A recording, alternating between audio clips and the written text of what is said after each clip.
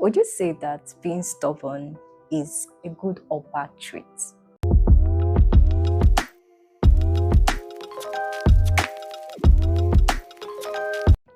Hello, lovers. Welcome back to the Delicious PC. I'm still your host, Mrs. Joy Ugochukwu. Firstly, I want to appreciate everyone who took their time to like, comment, and went as far as sharing our last video. From my heart, I want to say I love you. And to the first timers on this our podcast, I want to say a big welcome to the family. In this community, we are here to learn and inspire each other, and the focus is building the best or making out the best version of ourselves. Would you say that being stubborn is a good or bad trait? Let me give you some time to think about that. All right, I know some persons will be like, it's okay to be stubborn depending on the situation that calls for it. And some persons would be like, stubbornness is a no-no, is actually a bad character. But I also want to ask you, do you know that being stubborn is quite different from being strong-willed? Can you just take some time to digest that? Because I know some persons tend to be confused about these two words. All right, I wrote down the definition because the start of understanding anything starts with getting to know what they mean. Okay, stubborn means having or showing dogged determination not to change one's attitude or position on something, especially in spite of good arguments or reasons to do so. While strong-willed means determined to do as one wants, even when other people advise against it. I know with this definition, it is not yet clear because the two has to do with being determined about your decision, despite the advice or the words coming from the opposite or people around. But I want us to look at this further explanation. It says that stubborn often implies a negative character of inflexibility or resistance to change, while strong will suggests a more positive trait of determination and perseverance, often with a willingness to consider different perspectives while still pursuing one goal. Okay, I would like to clarify this. We say that being stubborn means to be determined about a particular thing. Like you have seen something you want to, you have set your mind to do a particular thing, and you have determined that no matter what comes, I am sticking to this, my decision. Also, being strong-willed means that you want to do something and you are not changing. But here comes the difference. When you are stubborn, you don't give any room to being flexible, that you don't accept anybody's idea, even when you know that, oh, there is sense in what this person is saying, when you know that you are wrong in your own opinion, or there is a better way to do certain things. But because of pride, because you don't want to shake in that your idea, you are trying to feed your own personal ego, you stay steady on your own opinion. But when it comes to being strong-willed, this is the person that have set a goal to achieve, and because he's open to idea, he perseveres, endure the hardship. Okay, you know that what you are doing is right. You have set your mind that at the end of the year is still a new year, 2025, that you have planned that at the end of the year you want to be able to have some figures, an amount of figures in your account. And some persons are telling you, oh, it's not going to, look at you, you're not going to be able to amount to anything. But because you are strong-willed, you are determined, you will focus on achieving that set goal. And you open yourself to ideas, that's good ideas, in order to achieve that set goal. That's where the difference is. Being stubborn, you don't accept anybody's opinion whatsoever, even when you know that the results might not be good. But being strong-willed, you are open to accept opinions in order to achieve your goal. All right, more on this, I would like to share my own personal experience. On this podcast, we are just more about things that we face, that's reality, because they say experience teaches better. Okay, I'd like to share an insight about my own experience and how I got to know, or the outcome of being stubborn and being strong-willed. All right, in the year 2020, after, during that year from COVID and as being a student as of then, from COVID, we went into strike. So after spending some time in school, I had to come home. Then I ventured into business and I started saving some money, making some money through my snack baking and snacks business. So it got to a time that we are supposed to have a youth program in church, and I was also a part of the drama group. And then they chose a particular Friday night for rehearsals. So on the Sunday of that particular week, the drama group coordinator called me and begged me to be present for that rehearsal. So I told him, because as an Igbo girl now, I pay more focus to money, something that can fetch me money, you understand? So I told him I would not be able to come because I had in mind that most times on Saturdays, on weekends, I make more sales than every other day. So because of that, I told him that I would not be able to come, because me coming that particular Friday would limit me in that aspect. So I will not be able to wake up on time as usual to bake and also sell.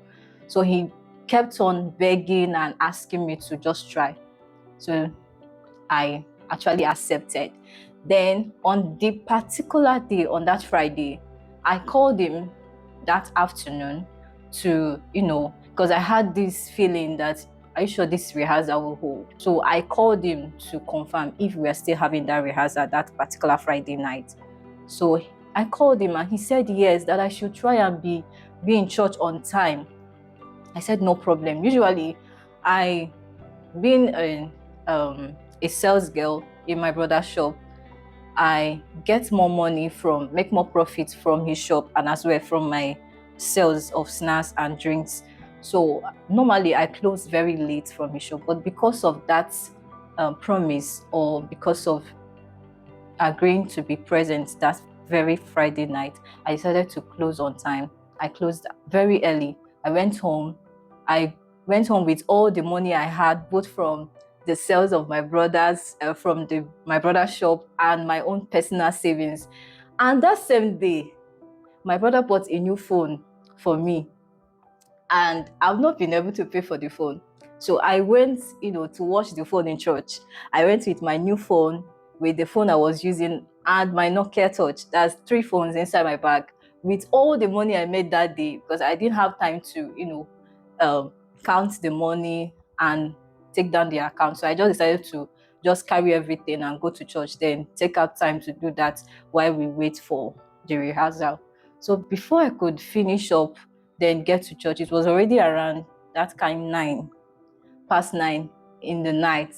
And lo and behold, my feeling, the thought I had that, oh, this thing might not hold, it played out. I got there, and then I met the youth president outside the church. And I was like, why are you guys standing outside with some other persons with him? And I was like, why are you guys standing outside? Are we not supposed to be inside, trying to get ready for rehearsal? He was like, oh, that he's standing just to be able to tell people that are coming that they should go back. I was like, go back, why? Then he said the rehearsal has been cancelled, that the guy, that's the drama group coordinator, called just a few hours ago or a few minutes ago that the rehearsal cannot hold anymore. So I was really pissed off, because I actually called this guy. So my mind was like, why didn't this guy tell me that this rehearsal is not going to hold? So I had to spend my time, spend my money, and getting there, they're telling me that this thing will not hold. So I was really, really, really angry. So I was bent on just leaving. I was just so angry that I just needed to leave that place immediately.